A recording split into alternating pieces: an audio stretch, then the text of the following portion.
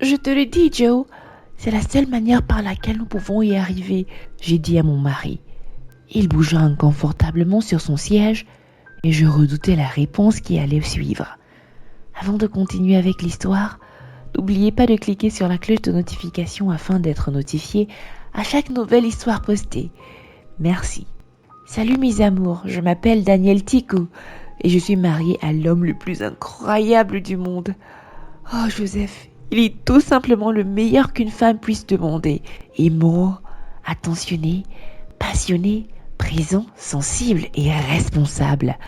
Je me souviens très bien du jour où j'ai annoncé mon mariage à ma clique d'amis et certaines d'entre elles sont devenues vertes de jalousie. Mais qu'est-ce que ça m'importe? Je suis juste bénie. Depuis notre mariage, nous vivons de beaux jours et nous avons 5 ans de vie commune et tout semble bien se passer. À part le fait que nous n'avons pas encore eu de fruits de notre union, si vous me comprenez. La société était déjà à nous trousses pour nous faire naître des enfants. Joseph a eu d'innombrables confrontations avec sa famille pour défendre mon honneur. Le conflit le plus récent était celui qui m'a le plus touché. C'était entre Joseph et sa maman. Pas besoin de ça, maman. Nous avons subi plusieurs tests avec plusieurs rendez-vous des médecins. Nous allons bien, il avait dit. Alors donne-moi un petit-fils. Ton père et moi ne tolérerons pas un autre homme dans cette maison, déguisé en corps de femme. Après ces mots, elle est sortie.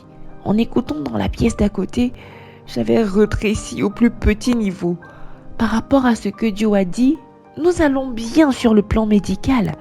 Je ne me souviens pas avoir fait de tort à quelqu'un qui conduirait probablement à mon état. J'allais bien. Cependant, je ne pouvais pas permettre à Joe de subir le stress que sa famille lui infligeait. J'ai pensé à une issue et j'espérais juste qu'il serait d'accord. Bébé, je n'aime pas l'idée d'une mère porteuse. Elle sépare les couples et détruise les familles. Je ne suis pas prêt pour quelque chose comme ça en ce moment, a-t-il déclaré. J'ai rapproché son visage du mien et je l'ai rassuré. Jay, ça va. Nous prenons notre temps et faisons la meilleure sélection. Crois-moi. Après des jours et des semaines d'insistance, Joseph a finalement dit oui. Cette nuit-là, nous avons célébré de toutes les manières possibles et nous nous sommes offerts à l'un l'autre en tant que mari et femme. Ce sera tout, monsieur et madame Tico. Debbie, je vous laisse un moment. En cas de nécessité, vous savez comment me joindre, monsieur Joseph, a déclaré notre avocat. Je hocha à peine la tête. Quelques minutes après le départ de l'avocat, il s'est levé et est parti aussi en disant qu'il nous attendrait dans la voiture. Je savais qu'il n'était pas entièrement content de l'idée d'une mère porteuse, mais il l'a dû accepter à cause de moi. Néanmoins, je suis restée en arrière et me suis liée d'amitié avec Debbie. Assise près d'elle, j'ai remarqué qu'elle avait de beaux traits, un visage mignon, des seins fermes, un corps globalement parfait pour porter une grossesse. J'ai essayé de la faire se détendre avant de partir rejoindre Joe dans la voiture. Cela faisait 2 semaines que nous n'avons pas vu Debbie, mais jusqu'à présent, tout allait bien. Nous n'avons pas eu de tracasseries. Je l'ai accompagnée chez les médecins pour les bilans et les observations régulières avant le jour de l'intervention. C'est lors de l'une de nos visites que je l'ai vraiment interrogée sur cette procédure. Alors, Debbie, restons réalistes, entre nous filles. Pourquoi fais-tu vraiment ça? Tu es une belle fille, belle sur tous les points. Pourquoi veux-tu perdre 9 mois de ta vie comme ça? C'est l'école? Ta famille ou quoi?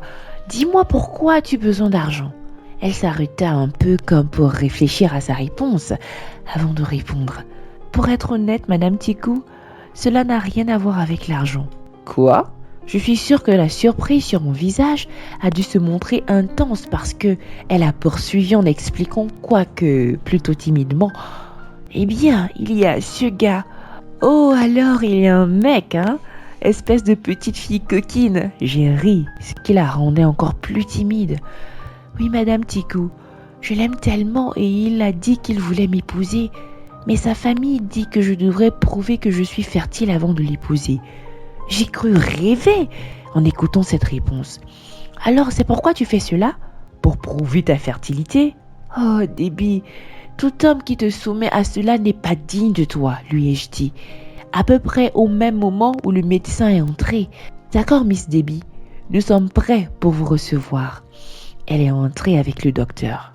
Un mois plus tard, Joseph et moi avons accompagné Debbie à l'hôpital pour son intervention. C'était réussi. Nous sommes revenus des semaines plus tard pour une confirmation et une possible révélation du genre du bébé. Ça allait être une fille. J'étais toute joyeuse et fêtée avec Debbie. Je lui ai offert des cadeaux. J'ai essayé de lui rendre la vie aussi confortable que possible. Nous avons même commencé à faire du shopping pour bébé, Sharon. Ouais, nous avons déjà choisi son nom. Mon prochain ordre du jour était maintenant d'obliger Joe à se conformer. Elle porte ton enfant, Joseph. Notre enfant. Tu lui dois un peu de respect. Je lui ai crié une fois que Debbie était allée se promener. Je vais voir. J'ai besoin de plus de temps, a-t-il dit. Dommage que tu n'aies plus de temps. Elle sera bientôt à la maison et tu vas être gentil avec elle. Sinon tu auras affaire à moi. Puis je suis partie. Bien sûr, je ne peux pas blesser physiquement Joseph, mais je savais que son amour pour moi le ferait changer.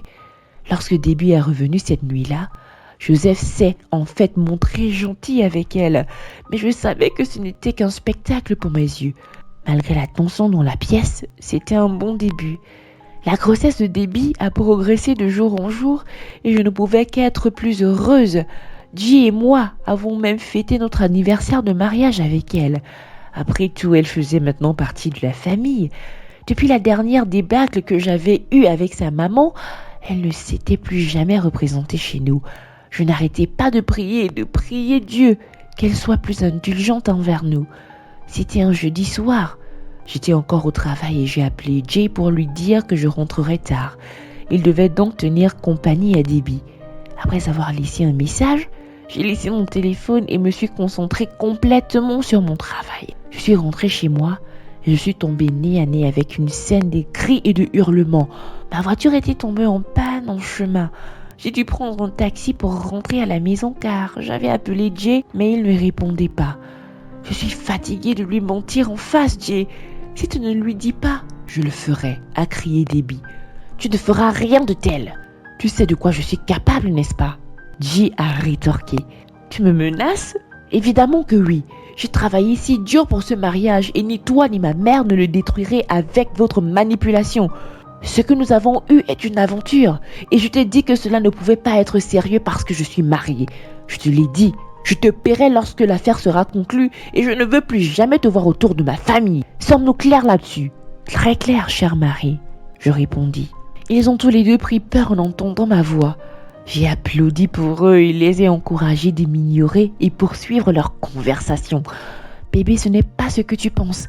J'ai commencé à rire sarcastiquement. C'est ça le truc. Je n'ai pas besoin de réfléchir parce que je viens d'entendre tout ce que j'avais besoin de savoir. Et je suis sortie. Je suis allée dans notre chambre et j'ai emballé certaines de mes affaires pour partir. Je ne savais pas ce qui était le plus déchirant, d'entendre Joseph menacer la vie de Debbie ou de savoir qu'il m'avait trompée. Il n'avait qu'une chose à faire, partir cette nuit-là. Il y a beaucoup de choses que je pourrais accepter d'un homme, mais battre sa femme et tromper n'était pas négociable. Je venais juste de finir de ranger les affaires dans mon placard et je me suis tournée pour partir quand je suis tombée sur Joseph. Le choc était si fort que j'ai rebondi sur le lit et je suis tombée, me frappant le ventre sur le rebord du lit. Immédiatement, je me suis enroulée de douleur comme un bébé, me serrant le ventre. Joseph s'est précipité vers moi, l'inquiétude écrite sur son visage. Ensuite, cela a tourné au choc. J'ai essayé de me lever, mais j'ai senti un liquide chaud couler le long de mes cuisses. Oh mon Dieu, je me suis affolée. Joseph a pris sa voiture et m'a mis à l'intérieur. Il a conduit à l'hôpital comme un fou. Dès notre arrivée, j'ai été placée sur une civière et emmenée en urgence. Il a fallu 3 heures d'attente avant que les médecins ne réapparaissent pour parler avec Joseph qui était maintenant assis à mon chevet. Mes paupières étaient lourdes à cause de l'anesthésie et sont restées fermées. Mais j'étais conscient de ce qui se passait autour. « Qu'est-ce que tu as dit qui est arrivé ?» Docteur demanda. « C'était un accident bénin, doc. » Elle a rebondi sur moi et est tombée dans le lit, se cognant le ventre. « Docteur, j'espère que tout va bien avec ma femme. »« Oui, tout va bien. Vous devez être plus prudent à l'avenir. C'était une chance pour la mère et le bébé. »« Quoi ?» s'est exclamé Joseph en même temps que je bougeais mes doigts. Cela a attiré leur attention, puis j'ai réussi à ouvrir les yeux. La bonne nouvelle m'avait réanimée, même si j'étais encore faible. D'après le docteur, j'étais enceinte de 2 semaines. C'était une excellente nouvelle pour nous, mais ensuite il y avait Debbie. Oh, Debbie, je l'avais même oubliée. Cependant, j'ai loué le fait qu'elle veuille dire la vérité. Après le départ du docteur, j'ai réexaminé la question avec Joseph. Il admit m'avoir trompé des mois auparavant, mais il ne savait pas que Debbie viendra s'inscrire pour être une mère porteuse. Il se sentait déjà mal de m'avoir trompé et avait décidé d'y mettre fin. Debbie n'était qu'une erreur dans son passé et il voulait que nous recommencions à zéro. Alors que se passe-t-il lorsque nous rentrons à la maison? Je lui ai demandé. Nous allons parler avec elle et la payer. Après ma sortie le lendemain, J et moi nous sommes retournés dans une maison vide. Toutes les traces de Debbie avaient disparu et la seule chose qui restait était une lettre. Je l'ai mise sur la table et je l'ai lue. Elle s'est excusée de m'avoir menti et d'avoir presque détruit mon foyer. Elle était reconnaissante pour les soins et l'amour que je lui témoignais. Il y avait 500 $ dans le placard de J et elle les a pris pour son entretien jusqu'à ce que le bébé naisse. Puis, elle a promis d'emmener le bébé quand elle l'aurait accouché. Qu'est-ce que je pouvais dire de plus? Je faisais cela pour l'aider et elle a presque détruit ma maison. Mais j'étais contente de la suite des événements. D'ailleurs, nous avions ouvert un compte pour elle. Je me suis décidée à toujours créditer son compte pour qu'elle ne manque de rien. En fin de compte, tout le monde a gagné. Debbie avait de l'argent, alors que J et moi attendions avec impatience 2 enfants.